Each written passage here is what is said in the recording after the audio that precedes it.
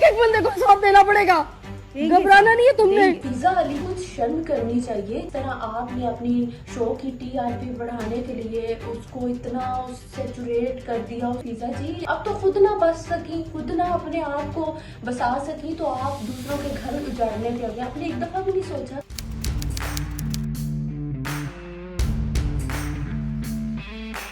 अस्सलामुअलैकुम, आप देख रहे हैं पल्स पॉइंट और मैं आपकी मेज़बान अमारा भट्टू। नज़ीर, पिछले कुछ चंद रोज़ से एक जो खबर है वो गर्दिश कर रही है डॉक्टर नबीहा के हवाले से, उसकी तलाक के हवाले से।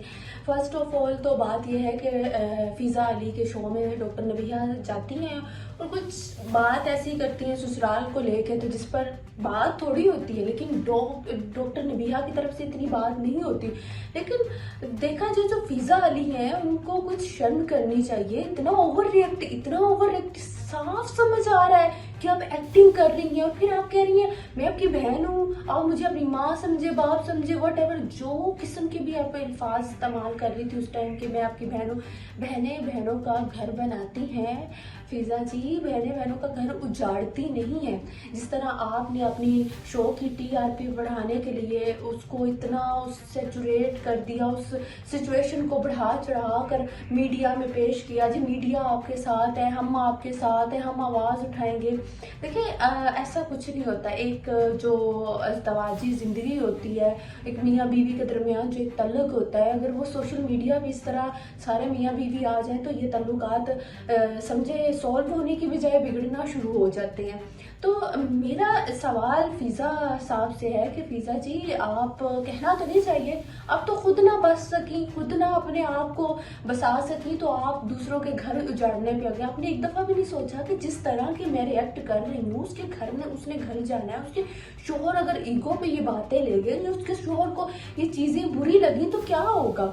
लेकिन आपको तो चाहिए थी टीआरपी। मतलब इस मीडिया में यहाँ तक मुनाफकत है कि आपका दोस्त अपनी रेटिंग, अपने शो की रेटिंग बढ़ाने के लिए किसी हद तक जाता है। हालांकि मुझे पता है डॉक्टर नबीहा के और फिज़ा के बहुत अच्छे तल्लुकात भी हैं, बहुत अच्छा इनका आपस में रिलेशन है, लेकिन अगर अच्छा रिलेशन हो तो आपको वहाँ पे चुप करवाने की बजाय, उनको रोकने की बजाय आपने तो उस मामले को इस कदर वो कर दिया कि भाई जैसे अभी कुछ हो जाएगा, अभी जी उनकी डिवोर्स हो गई है, ये हो गई है। अभी ऐसा कुछ नहीं हुआ लोग। और दूसरी तरफ मैं लोगों से हैरान हूँ कि खुदारा कमेंट करते हुए कुछ सोचा करें, किसी की जिंदगी का सवाल होता है।